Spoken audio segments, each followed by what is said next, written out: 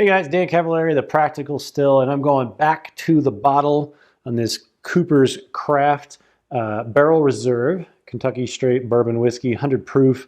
I opened this bottle. It's a $33 bottle.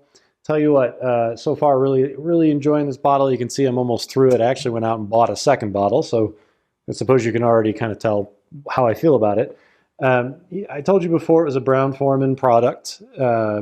And Cooper's does this thing with their barrels where they basically chisel them, and they say that basically allows the liquid to go into the wood more easily and come out, and it enhances the flavor and all that.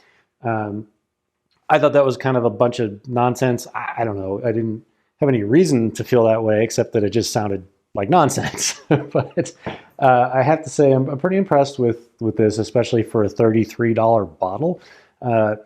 Flavors in here are much bigger than a $33 bottle would have you believe.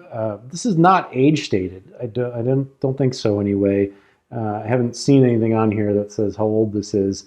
But you know, it's definitely got some maturity to it. You get a little bit of oak, but it's not, you know, I was worried with this whole story they had about, you know, more time going into the wood and all that it was just going to be overwhelming oak. And there is some oak, even in the nose, but it's more cinnamon and more clove, and there's even a sweetness like apple in there.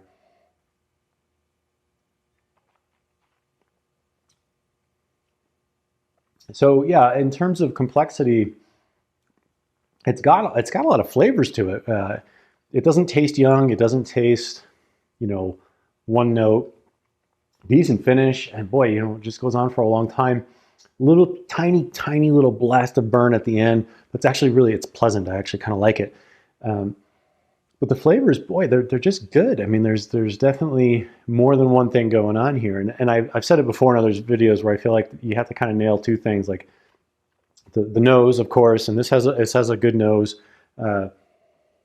Oak and clove and cinnamon is what I get from it.